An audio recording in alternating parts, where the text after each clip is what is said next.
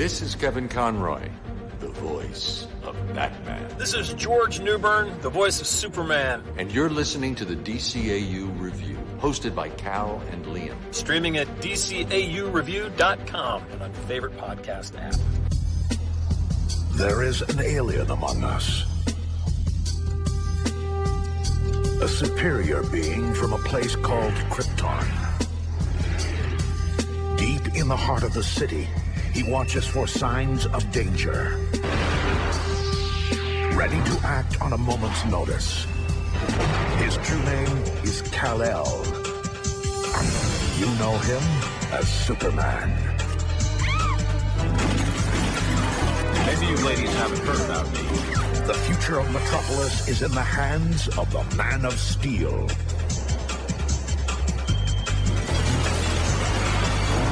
Get up! Superman! Get up. He's gonna be busy. I said get up. Superman.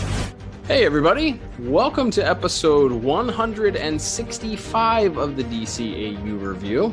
I am one of your two hosts, Cal, and with me is my good brother, good friend, and the gentleman that runs our Twitter account. That is right, Liam. We have kicked off a new month here. Happy July to you. We are more than halfway through the year of 2021, and with tearing off the calendar page and headed to the next month, that means, as we announced last week, we are headed to cover a show that we have covered many times in the past, but it is a new show for this month. Welcome, Liam, to the DCAU Review. That's right. We are back in the sunny skies of Metropolis as we take a month's worth of Superman the Animated Series reviews, starting off with today's episode, which features the return of the Parasite. That is right. Nearly a year ago, we covered some Superman episodes, and one of those episodes was Feeding Time, which introduced us to one Rudy Jones in the Parasite. You can check out that episode in the archives at DCAUreview.com. You can also check them out on your favorite podcast app, or check out the Pod Tower on YouTube. Most of our episodes are available on that platform as well. But Liam, this week we are following up with his second appearance in Superman the Animated Series in the episode Two's A Crowd. So excited to look at this episode. It's a very unique one. It has an interesting plot to it. Definitely some interesting visuals, certainly designed to sell some toys, and a lot more to talk about on this week's episode. But before we do that, as we do each and every week, we're going to start with our unsponsored segment. That's right, the IMDb Synopsis for this week's episode, which originally aired back on the Kids WB way back in February 15th of 1997, or at least according to the DCAU wiki, it did. And that means, Liam, in just a few short months, we will be celebrating the 25th anniversary of this episode. That's right. This for the episode Two's a Crowd was written by Stan Berkowitz, directed by Hiroyuki Aoyama, music by Michael McQuistion, and animation by TMS. That synopsis reads as such. A desperate plan to use Parasite to probe the mind of a comatose criminal mastermind goes terribly wrong. Ooh, spooky. Leaves a little bit to be desired. They don't, I mean, but at least it's like 3/4. I feel like that would be a C. It's like 3/4 of a paper filled out. Yeah, I mean, it's a little light on the detail, but it is succinct, and yeah, we can start to break down plot. It's not a particularly complicated plot. We open with the SCU, the Special Crimes Unit, not the Professional Wrestling Tag Team. There you go. And they are having a standoff, with a guy who we find out very quickly, because Emil Hamilton is there to give some exposition that he's a former S.T.A.R Labs scientist who stole an isotope and has built a bomb. And so he's having this standoff with the police. Inspector Sawyer, Professor Hamilton. Perfect timing. The man inside's Earl Garver. Used to work at S.T.A.R Labs. Until he stole a radioactive isotope from us. He sent this to the mayor today. He says he used the isotope to make a bomb, and he'll detonate it if we don't pay by tonight. It could take out a square mile of the city. Let me see if I can change his mind. And we get right off the bat, we get the return of one of our favorite, long-standing favorite DCAU tropes, which is just a terrible and ineffective SWAT team.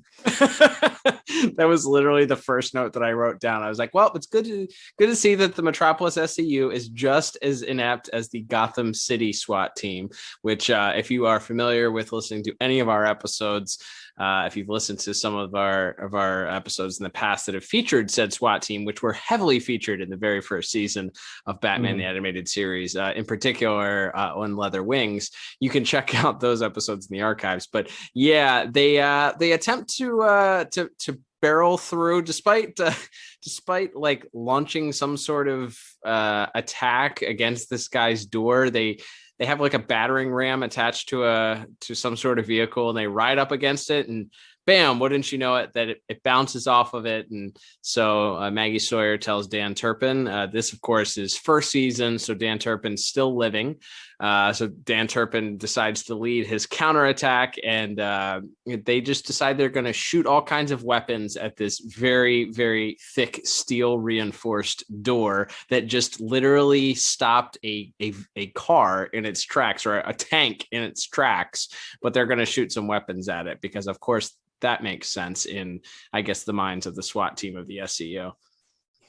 Yeah, that's right. Although I will say, just on the last note on terrible DCU SWAT teams, we should not forget to mention the SWAT team in the pilot of Static Shock, who unleashes the Bang Baby gas on a group of teenagers. It's a tradition unlike any other. Yeah, far-reaching across our various DCAU shows here. But yes, for this episode, the SWAT team is clearly overmatched. The house is completely reinforced with, I don't know if they say steel or titanium or what, but and not only that, but as the SWAT begins to open fire, it's also outfitted with weapons. And in the melee, Dan Turpin is wounded in battle and is sort of taken away, and he's not here for the rest of the episode. So that's the exit of Dan Turpin for this episode. But then Superman arrives. He is able to break into the house. He has to deal with various sort of gadgets there to stop him, machine guns and a giant metal press. We'll certainly talk more about that in visuals and animation. But how much money do you think this professor was making that he was able to outfit his house with a hydraulic system, complete with that hydraulic press and full weaponry and dual layered titanium doors? Guy was maybe the Star Labs accountants should look into what's happening with the designation of some of their funds there. Is that a publicly funded laboratory, you think? Yeah, maybe. That is an interesting question, because this whole plan is to hold the city to ransom, and it's like, well, you got giant hydraulic press in your house money. How much more do you need? But yes, so Superman's able to stop that. But as he sort of destroys this giant hydraulic press, some of the big metal cables fall down and strike this evil Dr. Earl Garver in the head, and he is knocked unconscious. And as they take him to the hospital, they're told by the doctor that it could be a day or two before he wakes up, and of course that just won't do, because the bomb is set to go off in just a few hours. So that troublemaker himself, Emil Hamilton, has this brilliant idea to use the parasite to gain Garver's memories, and Parasite just has a few brief demands in exchange for his help. Why should I help you? You're the one who put me here. Rudy, the whole city's in trouble. Tell somebody who cares. The bomb could blow up a huge area of Metropolis. What if that includes Stryker's Island? What if it does? Think I'd miss this life of mine? These 4 stinking walls?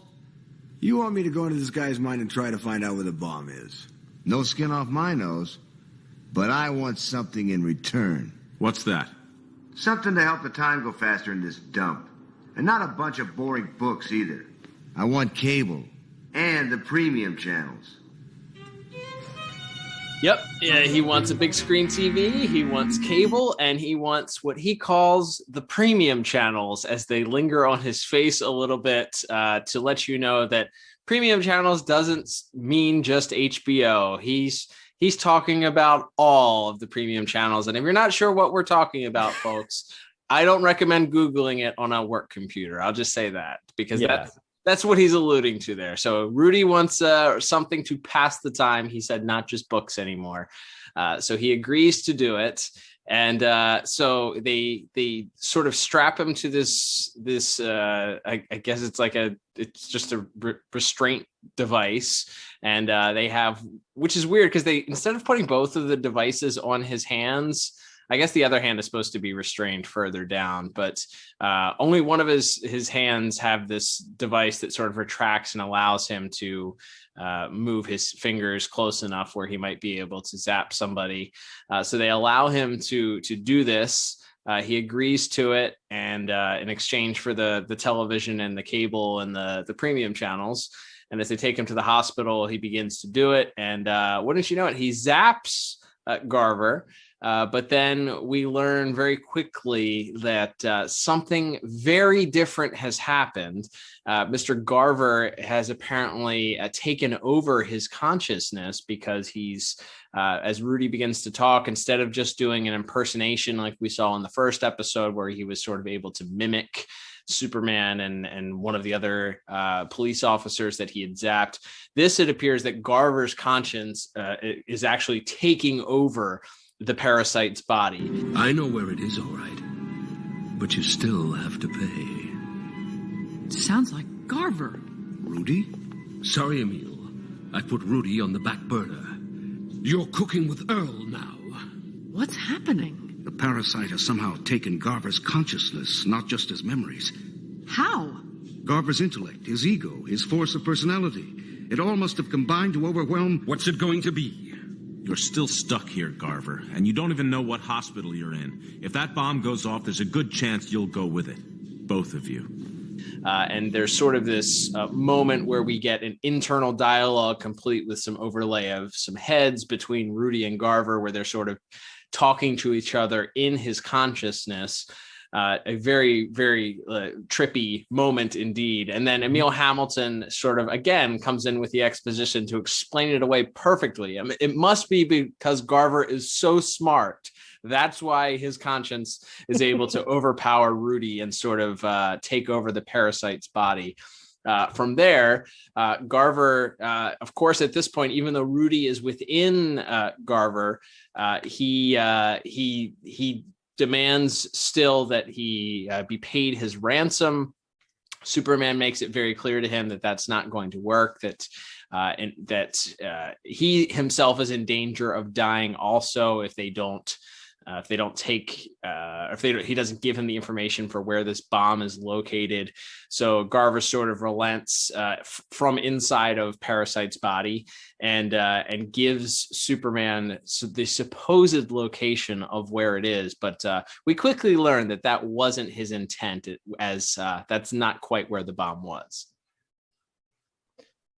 Yeah, that's kind of a fun little sequence while Maggie and Superman go to disarm this bomb at the shipwreck at the bottom of the Metropolis River. Surprised there weren't the river, which just wasn't just littered with like blown up helicopters and planes and stuff that Superman is always throwing in there. But just this one ship is seen, and as they go to investigate it, they sort of discover that they've been had. But before they can get back to it, and before they realize that, as you mentioned, Rudy and Dr. Garver sort of talk in this mind palace and decide that if they sort of combine, if they stop sort of fighting each other for control, they can have enough strength to sort of escape, and they're able to damage the device on his hand and then call out to a guard who they zap, and then when Superman and Maggie get back, they like throw the door open. There's like 50 people in that room. So it seems like it was like a Marx Brothers routine or something. So we see it like the security guard goes in, he gets zapped. there was a nurse that had walked by. She sees like the cop's coffee has fallen over on the ground, so she goes in to investigate, and we hear her scream, and then it just cuts away, and we get more of the action of Superman and Maggie look for the bomb. As they're escaping, the ship sort of begins to sink even more, and some of its cargo breaks down. There's sort of this very dramatic sequence that we'll talk more about in visuals, where Superman's his air bubble breaks, and Maggie is sort of caught in the debris, and Superman has to rescue her, and then they sort of make a dramatic escape and then fly out back to the hospital. And then they get back. There's like 5 doctors, a couple of nurses, some orderlies, and this cop all just passed out, having been fed on by the parasite. But I just imagine it's like it's like an assembly line, just like one at a time. People were going in after hearing a scream or a crash. What? What? Yeah. After like the 3rd or 4th, you'd think maybe they'd go in as a group or call another security guard with a gun or something. Yes. Nope. Yeah, anything like that. But no, that the parasite, this united parasite, is able to escape and eventually calls Maggie, and then sort of gives her one last chance to pay this ransom. But he has one additional caveat, which is, of course, he wants Superman to deliver the bearer bonds this time. 20 minutes left. He'll call. Yes? This isn't a game of chicken anymore, Miss Sawyer. I still want the money. 50 million in unsigned bearer bonds. Understand? So far. There's just one modification. I want Superman to bring it to me, and I want him to come alone. Agreed? Agreed. Very good, Superman. Go to the old subway extension. Enter by way of the Northside station. I'll be waiting. And that sort of sets up our final battle, and really the first actual like physical altercation that Superman gets in the episode.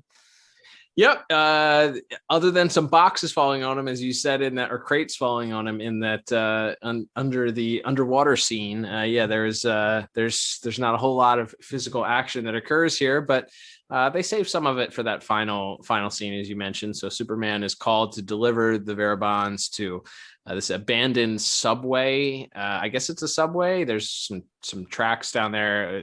I believe that they mentioned that they had started development on it, and Garver says that they had to stop because there was a giant pit there, a pit so deep that even Superman probably couldn't see down into it. And so Superman is led directly to where the bomb is. He drops the suitcase off and is given the code to disarm the bomb. And quickly after disarming it, it does work, but buried in the dirt right there happens to be the parasite, who grabs him and begins zapping his strength. And I don't know if we mentioned it, but Garver, in part of his pitch to Rudy in order for them to work together, is that he believes, or he sells to Rudy, that he can figure out how to keep the power that Parasite retains instead of the sort of the draining that usually happens from it. So that's kind of the crux, or the sort of the tension, short of that final scene is, has he figured out how to retain all of Superman's strength? He doesn't get a full charge off of Superman. Touches here and there, which is interesting because I feel like Superman should have been a little bit better prepared, maybe showing up in the anti-kryptonite suit or something that sort of would have given him an extra layer of protection. So I guess that would have added less tension to the scene, or didn't work for this one. But there is some fighting back and forth, as you mentioned. Parasite gets a little bit of Superman's strength, and just as Superman is and him are deep in battle, Parasite decides that he's going to go set off the bomb. Garver decides he's going to go set off the bomb. Superman tries to reason with him, saying, well, if you do this, you're going to die too. And Garver sort of reveals that he's okay with Parasite dying because his conscience is only in there. 2 minutes. That's all you've got. Now come over here and hold out your hand like a good boy. Shut it off. You'll be killed too. Will I? My real body's miles north of here, resting peacefully in an ambulance. Hear that, Rudy? He's willing to sacrifice you. It'll never come to that. He's already taken control of your body, Rudy. What do you think he's going to do with your mind? You gonna crowd me out, Garver? Is that where this is going? Rudy, you're a loser without me. It's this or the cell. Some choice. Rudy, what are you...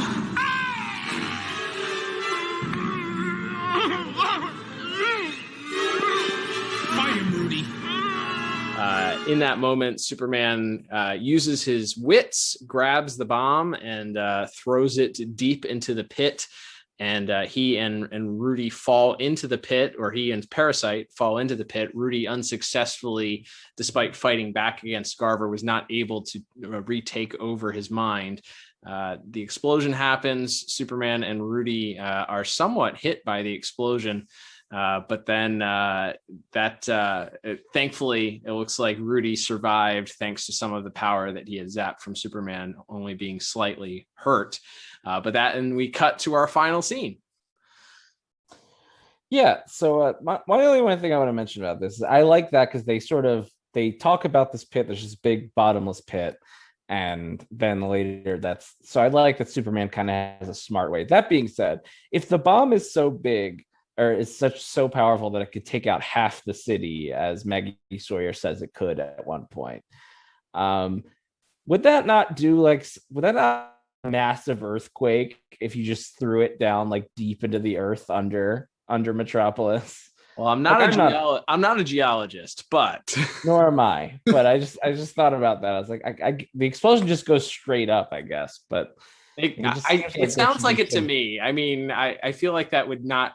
I don't think blowing up the ground is necessarily something that one would think would be good for anything in or around the area. I feel like there's going to be some structural issues for anything that was built on the surrounding land.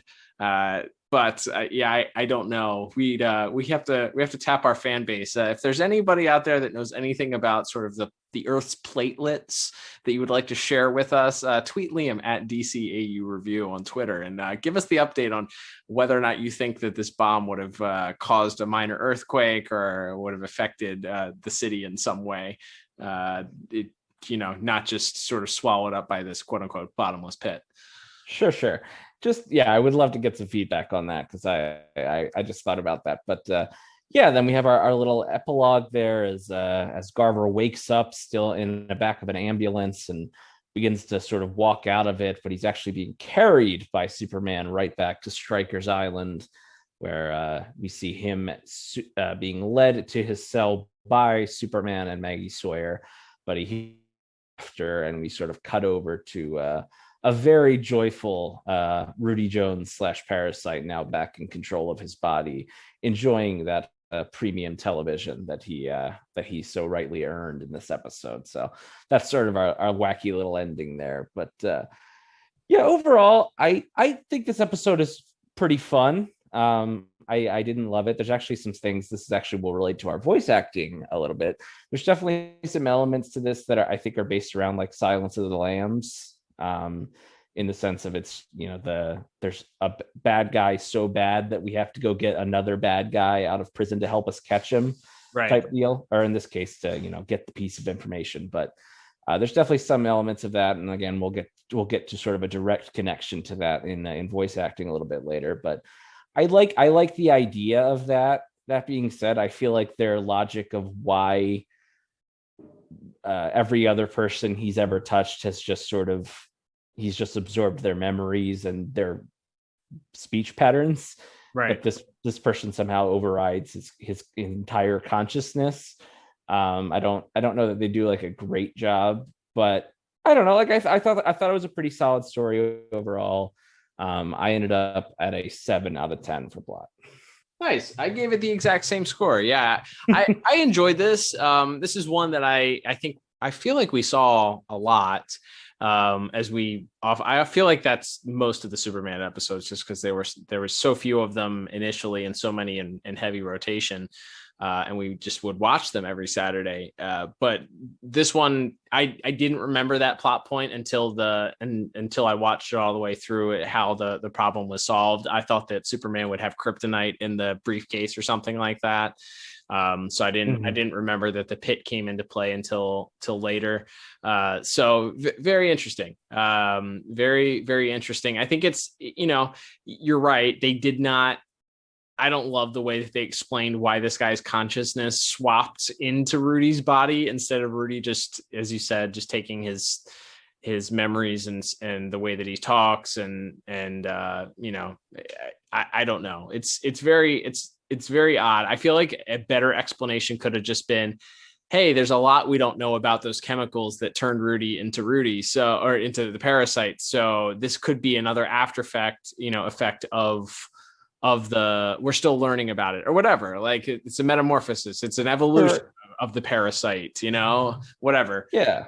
But explaining it away as if this guy is just so brilliant and so smart that his conscience overrode what normally happens with Parasite was a very odd choice, I feel like. So too much Emil Hamilton, I feel like, in this episode. Too much exposition from the good doctor there, or the bad doctor. But yeah, otherwise there's some fun to be had. There's not a lot of action, as we mentioned, that takes place in it. Most of the action takes place in that final third act or so. But it's kind of intense because once Garver restarts the bomb up again, it's it's kind of the who's going to shoot first. It's kind of a showdown in the Old West. What's going to happen? Is Superman going to give up his powers in order to potentially save the city, or is he going to find a way to outsmart him? And he does a great job of doing that. Also, a little bit of if you weren't expecting it, a little bit of creepiness comes out when he's dropping off the Verabonds, and then out of nowhere the parasite comes up from the ground, as we'll probably talk about in visuals in just a second. But there's definitely some homages to some horror elements in this, so which keeps the trend, because I feel like there was some of that we mentioned in the original Feeding Time episode as well. So keeping that horror element around with Rudy Jones and the Parasite is pretty much on point for the characters. So, all right, Liam, let's move on to our next category, which is going to be visuals and animations. And I think you said TMS was responsible for this week's animation. Yeah, that's right. We have TMS to thank for the animation this week, as well as Hiroki Ayama as the director. I apologize if I'm butchering that name, as I often do. I think this episode, there are some fun sequences. That opening sequence where Superman's in the house and the machine guns are popping up, and then the big hydraulic press, is sort of silly as that was. That to me felt right out of one of the Fleischer shorts. Oh, for sure. Yeah, that's that whole scene, I feel like, especially as right before that, when he's walking through the living room that's booby trapped with the different guns behind the paintings, and he's initially knocked back from the power of the weaponry, and then he stands up and he just kind of puts his arms up in front of him in like an X position. That very much felt like a direct homage to something that you would see from the Fleischer cartoon. So I feel like that whole sequence, all the way through to that point where he ends up, throwing the hydraulic system sort of back into the ceiling almost. That was really, really great. I think that whole opening scene is a lot of fun and set the table for an episode that we've already mentioned several times that doesn't have a lot of action. It starts out with a lot of action right off the bat. Mm-hmm. Yeah, it's sort of, there's sort of I guess there's one sort of action beat per act of the episode. We have that one in the opening act.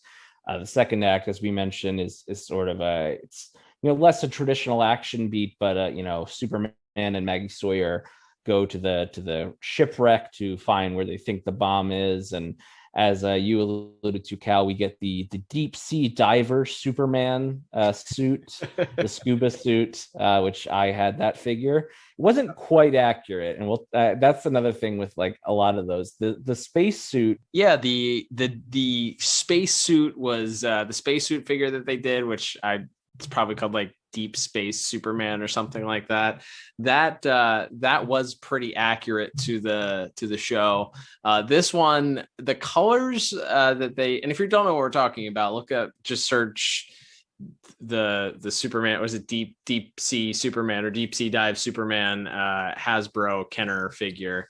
You may have had it yourself when you were growing up, but it's pretty much this costume, but there's definitely some significant changes. The Superman S is brightly colored on the action figure, matches his normal uniform, whereas on the in the show it's like purplish and yellow.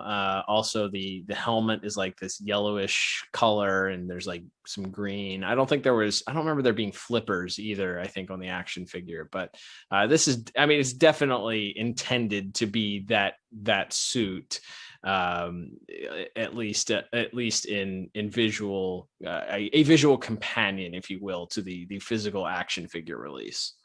That's right. But yeah, so it's not a one-to-one here, but still funny to see that, because there isn't a ton of that in Batman the Animated Series. But yeah, here in Superman, we did definitely get some sort of more direct toy tie-ins.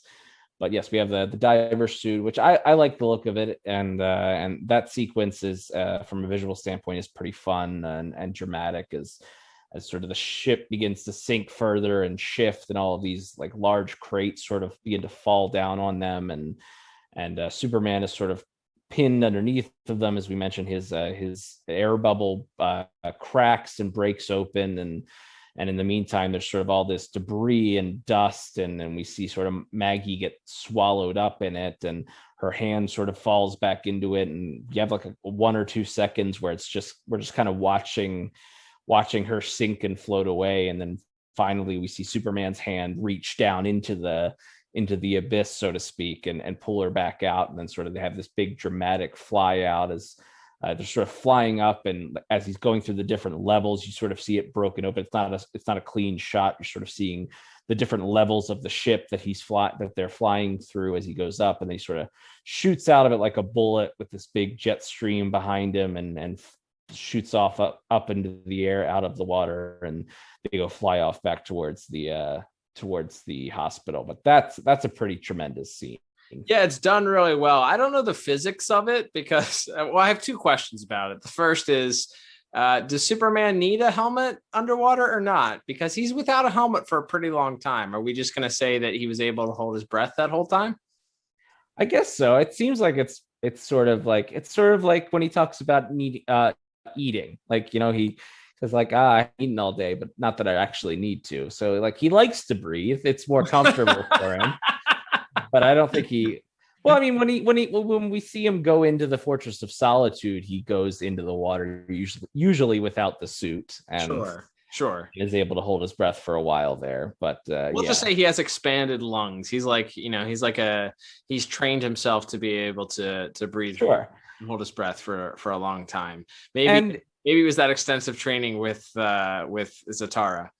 Could be from the Superman Adventures Annual. But also, I will just mention that they also were needing to be able to communicate with each other, so it could be more. That's good. Able to talk to Maggie. That's good. That's the good. idea. It's a good point. I like that. That's a good explanation. The other aspect is how did he propel himself out of there? I guess we didn't see it. Maybe he just pushed himself used the momentum of the ship, but because it felt like he was swimming, and gravity is still a thing, but I guess gravity doesn't affect him when he's flying through space. So I didn't really think about these questions too much before I posed them. So let's just pretend that I didn't ask them. I won't cut this out of the podcast because we don't cover up our mistakes. Not a coward. That's right. But okay. So, but yes, that scene is, I think that's the most visually interesting and certainly the most visually striking scene maybe of the whole episode, which is interesting because it's not a lot of action. It's just, it creates tension, and there's a lot of what's going to happen, and that him triumphantly bursting through and out of the water with Maggie in tow is a great visual. I agree with that one. I also I liked I liked the sort of horrific Parasite burying himself alive in front of the bomb that I alluded to before. How long do you think he was holding his breath under the, and why didn't Superman hear his heartbeat or see him? I guess he was focused on the bomb. I guess that's why, but I feel like he could have listened and heard his heartbeat. Yeah, so that whole sequence is interesting because he kind of, as he arrives at the subway station, he hears Garver's voice sort of as he's walking through it, and finally after he tells him where to go, and as he's typing in to disarm the bomb, the hand bursts out of the dirt and grabs a hold of him and gets a little bit of the power.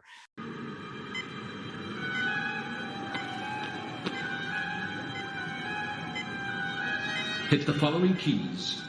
3591, then enter.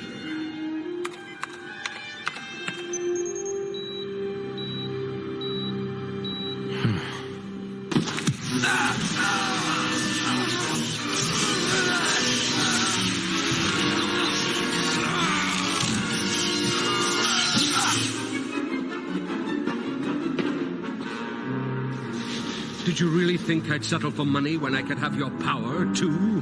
But yeah, you have to wonder how he was able to speak so clearly, despite being buried in at least enough dirt to cover his entire body. But it was a cool visual, though. Visually, it was very striking.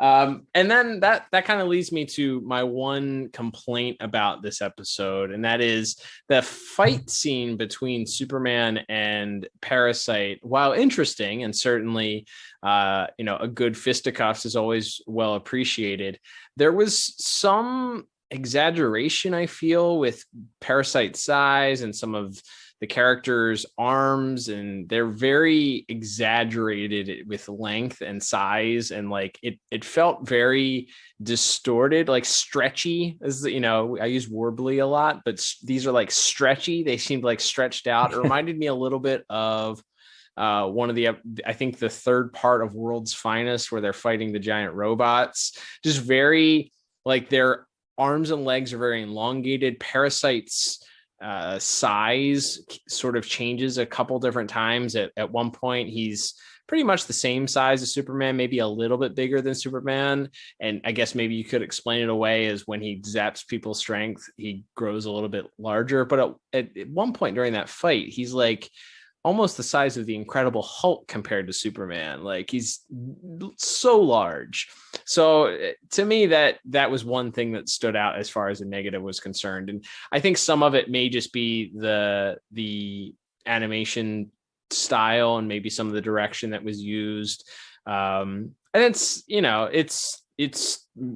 it's a action scene and things are moving very quickly, but at times things seemed a little bit distorted. I don't know if you happen to catch that or not.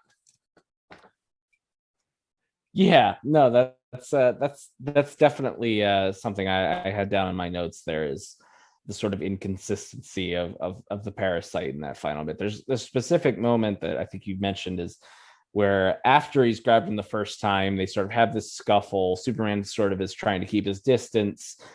Parasite grabs like an exit sign and throws it behind Superman. It knocks down like some pallets onto him, and as Superman breaks out, the Parasite's right on top of him, and Superman sort of has the Parasite by the Parasite's trying to grab hold of Superman's head, and all of a sudden the Parasite looks like he's about 7'5", and just dwarfing Superman in that moment. And maybe that's artistic license or whatever, but that's never really been something that I'm aware of in this version of Parasite. The more he absorbs, the physically bigger he gets. So that's fine if you want to say that, but I don't believe they've ever really mentioned that. Or even showed it visually in his first appearance. So that just seemed like, again, maybe they wanted a more exaggerated, dramatic visual of Superman trying to hold him back there. But it definitely comes across as just a little bit inconsistent to the rest of the episode, whereas you mentioned they're pretty much the same size. So yeah, take it down a little bit for me. That final sequence, like I said, it is pretty good, intense. As you know, the Parasite runs and turns the bomb back on. Superman's trying to turn it back off. He, as we mentioned, he tries to reach out to Rudy to take back control, and we go back into the mind palace world, and we see Rudy and Garver struggle for a moment before Garver's kind of able to take back control. So that's all. I liked the visualization of the stuff inside Rudy's head too. I thought that was done. Mm-hmm. The first scene, it's sort of to me, it was very comic booky. It was, there's just this overlay of two heads kind of talking to each other. And then eventually they sort of move into what is Rudy's consciousness. And you see full body versions of both characters talking to each other. And then there's a literal struggle that starts to happen almost in this final scene within the consciousness between Rudy, as Superman is, cheering him on to fight back against Garver. So I thought that was pretty cool. I like that they, instead of just hearing voices, that there was a visual element that they added to it. Yeah, no, I thought that was definitely clever, from the sort of transparent head that we see sometimes to that full sort of inner monologue or inner conversation between the two minds. I thought that was clever, I thought that always was very well visualized, and sort of I think added a little bit to that struggle that we see between Rudy and Garver at the end there. So all things considered, like I said, I do think the Parasite in that final battle does take this down a little bit for me, but still some pretty darn fun moments in this episode, and I ended up giving visuals 8 out of 10. Nice. I went just a notch lower. I went 7 out of 10. I think that little bit of inconsistency bothered me probably maybe a little bit more than it should have. I will also say, and it may just be because of it's interesting to me. It's just a note that I had here, but that final scene, it takes place in that very dark, like abandoned subway or whatever it is. And their color palette changes a little bit, especially it's darker. There's shadow, there's more shadow. There's no light in the tunnel, obviously, except for whatever the ancillary lights are around them. And Rudy's color Parasite's color changes from that like fuchsia almost to a very light purplish. And it's interesting because that's the color that they eventually, as in his appearances in Justice League Unlimited, went with for his actual skin color, as opposed to this more standard like reddish purple. So it's that stood out to me in that scene. It's like, oh, he looks like how he ends up looking in Justice League Unlimited, which always stood out a little bit to me because he wasn't that reddish purple. Yeah, I definitely did notice that. That was because at first and then it almost made me have like a Mandela effect thing of like, did he look like that the whole episode? Right. Like, did they digitally?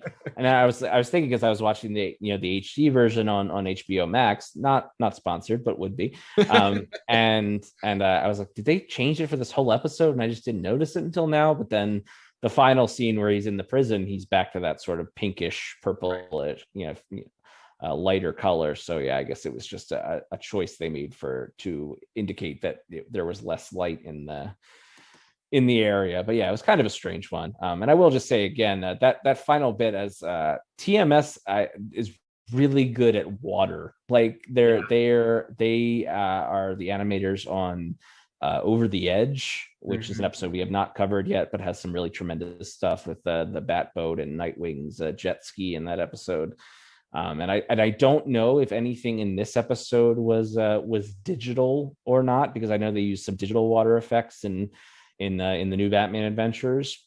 So I'd be curious, and maybe I'll try to reach out to one or two of the creators or people that worked on the show that we've had the pleasure of talking to over social media, and try to see if they know or not, because that sequence really is tremendous. It's great. And I didn't even mention it, but I love the transition too, when he comes out of the water, and the way that the water, that whole as they're escaping the ship sequence is really great. If you haven't seen this episode, it's worth tuning in just to see that sequence. But the very next scene too, the transition, they cut from him flying out of the water to you see a static image of a door, and then the door flies towards you with a fist punch because Superman has just had it at this point and knocks down the door with a huge punch.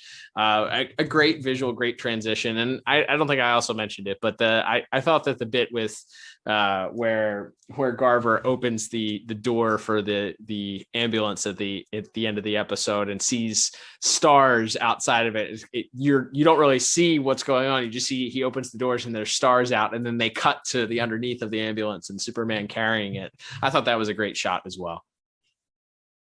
Yeah, 100%. Yeah, that's definitely despite some of those inconsistencies at the end, there's definitely some a good amount of fun to be had in the visuals department in this episode. All right, let's move on to our next category, Liam, which is going to be music. As you mentioned at the top of the program, the music this week was done by Michael McQuistion. So we have another case where only part of the soundtrack has been released on for individual track listings here, but to me, at least for this episode, the main musical notes come when the Shirley Walker Superman theme is played extremely triumphantly multiple times, as we already said. Really, the most impactful moments of the show, probably, and that being the escape from the crumbling ship, the sunken ship, and then as he's flying the ambulance to prison at the end of the episode as well. Both of those are accompanied by Shirley Walker's Superman theme, and there's some other tension building, scene setting music that's played throughout. I thought that the music playing as they were sort of waiting for Rudy / Garver to call the Parasite to call, and with his demands, I thought that it's just nice to have some great background music, some strings, and just standard fare there. But nothing particularly stood out, and I don't remember hearing the Parasite theme that we heard in the first episode too much. Yeah, I think it plays a bit when we sort of first see him in the prison cell. Yeah. They don't necessarily name the Parasite right away. We just, Hamilton just says, I think there's someone that can help. And then it cuts to Superman and Sawyer at the prison, and they sort of slowly go and they look into the cell, and then it cuts to him sort of looking down at the floor, and then his head sort of slowly rises, and we get a little bit of it there. But yeah, it's not played as much. But yeah, that definitely agree with you on the Shirley Walker Superman theme. That's always good to punctuate the sort of heroic and victorious moments for Superman. And then yeah, I think in that moment when Parasite is sort of first revealed, and then the ending there when the hand breaks out of the dirt and grabs Superman as he's about to disarm the bomb, there's definitely I felt a little bit of a horror movie motif, and we talked about that. There's certainly those elements seemingly to the Parasite's character, and in this episode, obviously, like we said, is I think sort of thematically based on some horror thriller books and movies. So I think that definitely took a page out of that book for those sequences. I think there's some pretty strong good dramatic music as that Superman and Parasite fight continues and near the end there, and has a really sort of dramatic it almost feels like in that final scene, and maybe that's again maybe it could just be a model sheet thing, but maybe I felt like they're almost trying to make Parasite be this unrelenting force, like a Jason Voorhees or something in that moment. And yeah, and he's sort of just coming at Superman, and I think the music kind of reflects that pretty well there. And then yeah, that the bit at the end as Garver opens the door of the ambulance and he realizes he's floating in the air, and the camera sort of slowly pans down to see Superman carrying it to Rikers, and then that Superman theme comes back in. That's a good way to kind of punctuate the ending there. Yeah, I think that's really good. I think you're spot on with the fight scene between Parasite and Superman also has some good music that adds to the tension of the scene. There's when he restarts the bomb the second time also, and there's sort of internal dialogue between Rudy and Garver, and Rudy saying, what are you doing? The music is very understated in that scene, but does its job. I think it's just sort of the background and letting you know that, hey, the tension is building here. We're getting to this point where it's going to crescendo to what's going to happen here, which matches what's happening with the plot. So very, very good music, I think, this week. It's a shame that all of this isn't available for individual listening, because we might have been able to pick out more of the notes of the Parasite theme, which we mentioned a lot in that first episode that we reviewed. So it would have been good to have heard that again, come back in maybe a little bit stronger, even with a different person sort of pulling the strings behind the Parasite in this episode. But for all those reasons, I gave music a pretty strong 7 out of 10. What about you? Nice. Yeah, I'm just a tick higher at 8 out of 10 for music for me. But yeah, definitely not. Maybe that Parasite theme could have brought it up to an even higher score, but still, I think some really good, strong music all around in this episode. For sure. Let's move on to our final category this week, Liam. You made a few allusions to some of our cast members. Not a big cast this week, but certainly at least 1 or 2 returning members that we'll remember from past reviews. Let's talk about this week's voice cast. Absolutely. So we have some of our regulars or our returning guest stars, like Victor Brandt as Professor Hamilton, the exposition machine. I would say # our Professor Hamilton. Yeah, hate the JLU voice. Hate it so much. But no, have him briefly. We briefly have Joseph Bologna as Dan Turpin, and of course Joanna Cassidy as Maggie gets a lot to do this week. She's sort of right there as sort of the partner working this mystery case with Superman.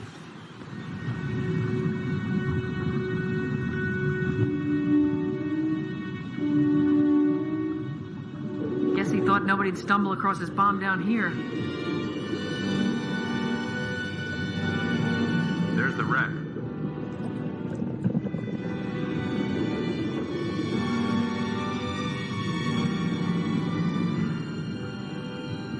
Once you find the sucker, I can disarm it.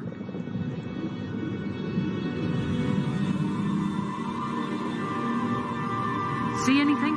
No, there's too much debris. We'll have to go in.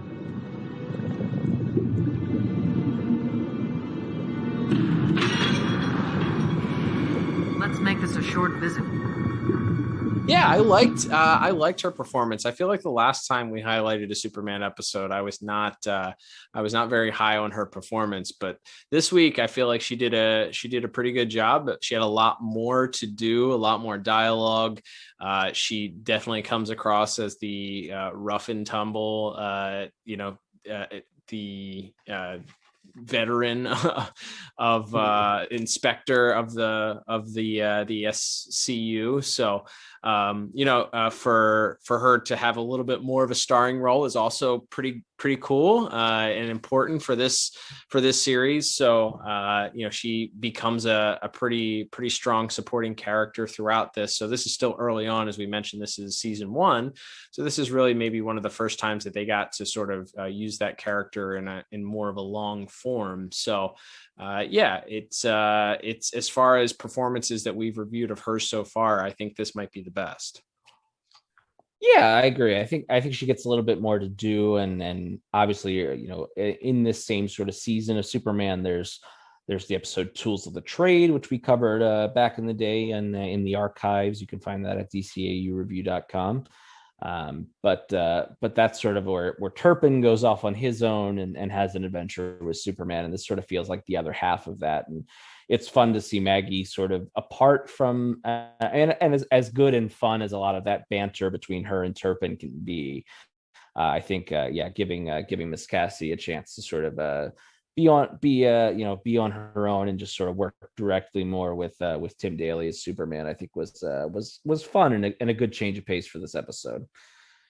But otherwise, in our cast, we have, of course, the returning Brian James as Parasite. Doesn't get as much to do because our main villain of the piece takes over his body, and they use that voice actor. So, but I do think there's still that quality of like this this guy, yeah, he's a criminal, he's a bad guy, he's done bad things, but he's not a complete monster either, right? Like there's a certain like naivete and sort of humanity to his character, and I think that comes through in the performance too. Well, if you remember too, yeah, I think that's sort of the running thread with his character, and it's even so in the tie-in comics, one of the tie-in comics that we featured on our Instagram this past week. He's just sort of a regular schlubby dude. In the first episode, he's this underpaid worker that kind of allows, kind of gets roped into this gimmick with working with these people and giving them access to steal these chemicals. And, he's just taking a kickback. He's not really a bad guy. He's just, he's looking to make some extra money in a seedy way, which leads to him sort of gaining this power and, via these chemicals that he was helping to steal. So it's not like he's not a diabolical, insane, crazy person. He's a guy that happened to be in the wrong place at the wrong time because of his actions, dealing with his consequences. And now he has this power that allows him to, any one of us were given that power. We'd like to think that we would choose the right thing and be superheroes, but in reality, most of us would probably choose to do selfish things like he would do. So I love that his main thing is not like, he doesn't ask for time cut off of his sentence for this in exchange for helping the SCU. He doesn't ask for anything other than a big screen TV and adult film channels. Like, that's what this guy wants. Like, this is what that guy's life is. He wants to be able to watch his sports, and he wants to be able to watch it on the big screen while he's serving his time. Like, I love how elementary that is. And then it's actually sort of what Garver appeals to in order to get him to join forces with him and sort of allow him to take over or more control over the parasite, and asking him, or sort of taunting him and saying that he gave it up, too much. So I love that his performance as Rudy Jones and Parasite is just a regular guy, and his interactions that he gets, albeit small for this episode, the interactions that he gets with Superman and Turpin or with Sawyer, I think they're small, but they're effective, and it's hard not to appreciate a guy who just wants cable. It's what he wants. He doesn't want anything special. Just give him a cable on a big screen. Yeah, absolutely. I think he does a great job, and as we've talked about, he spends a lot of the episode interacting with our main villain of the piece. Playing Dr. Earl Garver is Brian Cox, who folks might know as kind of the main villain of the second X-Men film. He plays General Stryker, the sort of mastermind behind Wolverine's origins. But for this episode, we've sort of alluded to it all episode long. He also happened to play Dr. Hannibal Lecter in the 1986 film Manhunter, which does in fact involve a plot, as I think a lot of Hannibal Lecter books and movies and television series do. Involves an even worse killer, sort of confounding the police and the FBI, and so they have to go to the good doctor to get his expertise to try to catch him. And that's obviously there's some themes of that in this episode of them taking Parasite to try to do that. So kind of fun that's, and I'm sure that was a deliberate choice by Andrea Romano and then the rest of the producers and creators on the show. Like I'm sure that wasn't an accidental casting there. Yeah, I'm sure that's a wink and a nod. Like, what's the story? Okay, what can we do? As we mentioned in that first episode, Parasite episode, there's already horror elements. Let's link some of these horror thriller elements to this as well. There's even some visual stuff with the whole restraint device that they have the Parasite in. It's a very the classic Hannibal Lecter, like stand-up gurney, essentially, that he's strapped to. So there's some visual things there too that they give the nod to, it sort of homages to. So yeah, he is a very thespian, over the top actor. Also, and in his performance, he's very, very animated with his voice, pun intended, very over the top in all of his deliveries, but I sort of, I think in some of those ways that maybe, for instance, that we've seen from the Scarecrow and Batman the Animated Series, this one, he is able to sort of tone it down a little bit and be a little bit more subtle. So there are a few moments, for initially when he takes over the parasite's body, where he begins talking and it is a very calculated, cold tone. And it's the same way at the end where Superman is cheering on Rudy to fight back. And he thinks that, Rudy has sort of taken back over, and he delivers a very, very instantly quotable line of,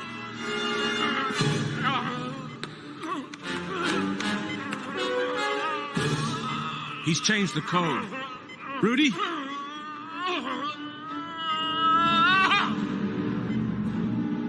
Cat's got his tongue. so good. Like just the way that he kind of looks at Superman and says it very cold and calculated. So there is that thespian over the top delivery that he gives that makes a character who would otherwise be very forgettable in Garver a bit more memorable, and the performance, and I think juxtaposed against the, Rudy's voice being just kind of the everyman and the, common guy. This guy's supposed to be a brilliant scientist. So of course he's over the top, and he's extolling him to join forces. And, so I think it actually works really, really well. I really liked his performance.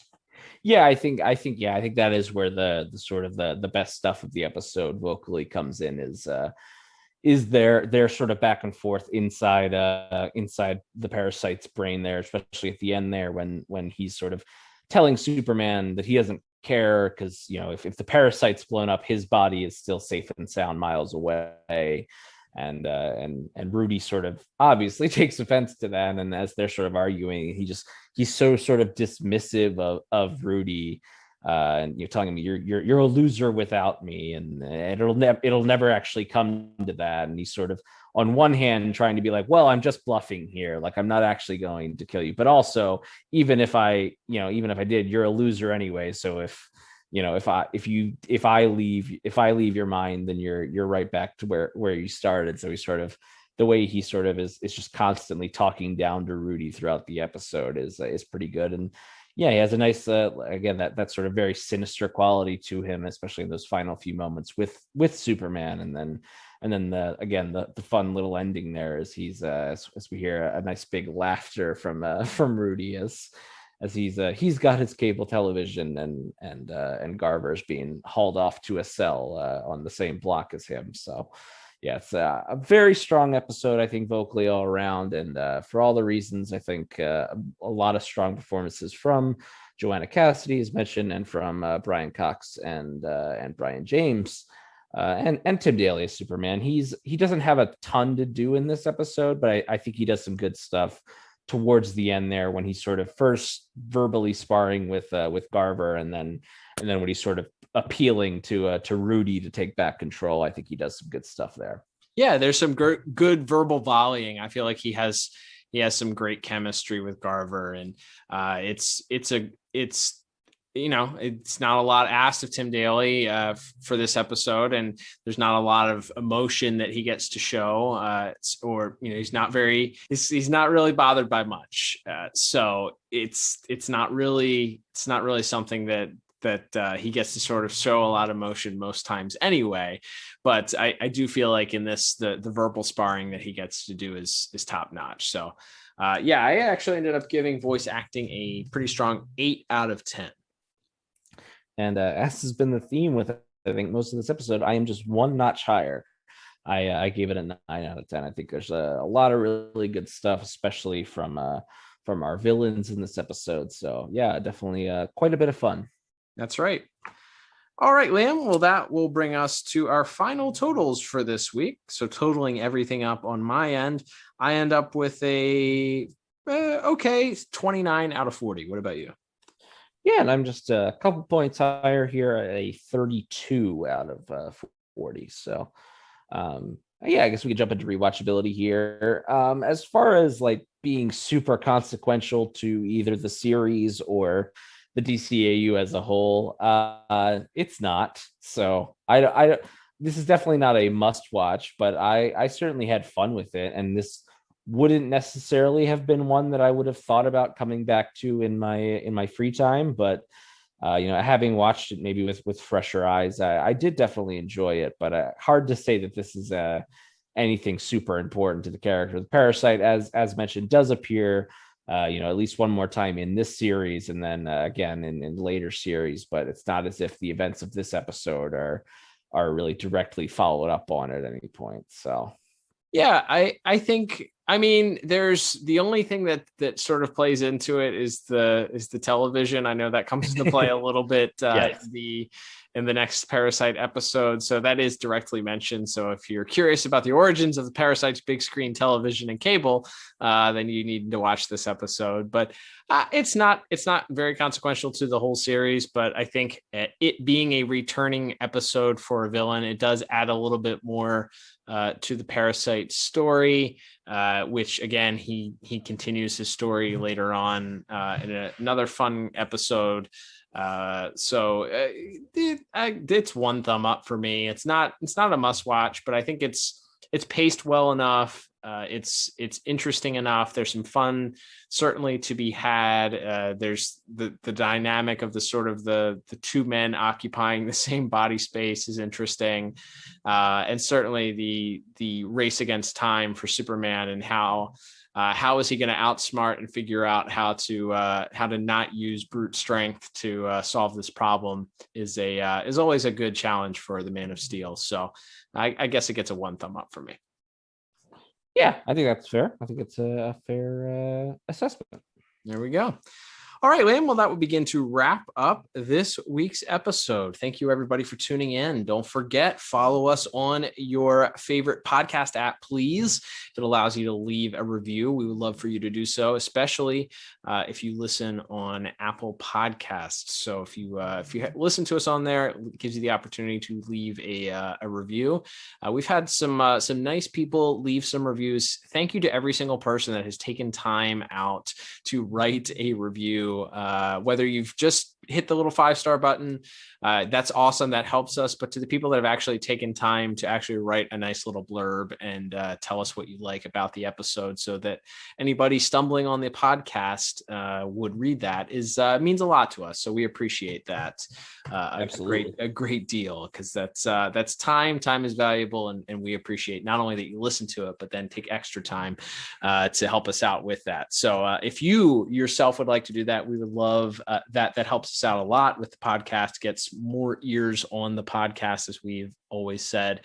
You can also, of course, subscribe to us on Spotify, Apple Podcasts, Google Podcasts, iHeartRadio, and of course, Anchor. Don't forget also, as we mentioned at the top of the program, you can subscribe to us on the Pod Tower YouTube channel. Just go to YouTube and search Pod Tower, or search DCAU Review. You'll find a lot of our episodes, not the full library just yet, but we're getting there. A lot of our past episodes are available. So if you're a YouTube podcast preference there, then you can do that. I also found out today all of our podcasts come with closed captioning, so gets you episodes transcribed there too for free. So check that out. Also, if you'd like to support us in an additional way, and you feel like throwing a couple of your hard-earned dollars our way, we would appreciate that. You can check out the shop, which is available at DCAUreview.com. Check out the shop tab, click on that, and then pick yourself up a shirt, hat, or sticker. We would appreciate that. We didn't mention, but you can subscribe to the YouTube channel. That's free, and that supports us. So we appreciate that too. Subscribe to the Pod Tower, get content from us and the fellows over at Tim Talk, who are due to come back from the hiatus pretty soon. We're pretty excited about that. And of course, the streams from everybody over at the Watchtower database. Liam, with all of that housekeeping out of the way, I think it's time that we talk about a little preview for next week's episode.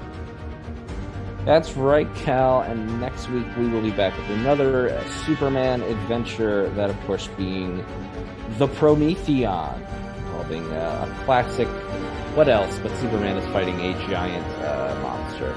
So lots of fun there, and also some characters that come back in sort of more important roles in future DCAU episodes, and so we'll have to check that one out. Looking forward to reviewing it with you, because I have absolutely no memory of it. So it'll almost be like watching a brand new episode of Superman. And it's cannot wait to do that. But until then, I'm Cal. And I'm Liam. And we will talk to you on the next episode of the DCAU Review. Bye-bye.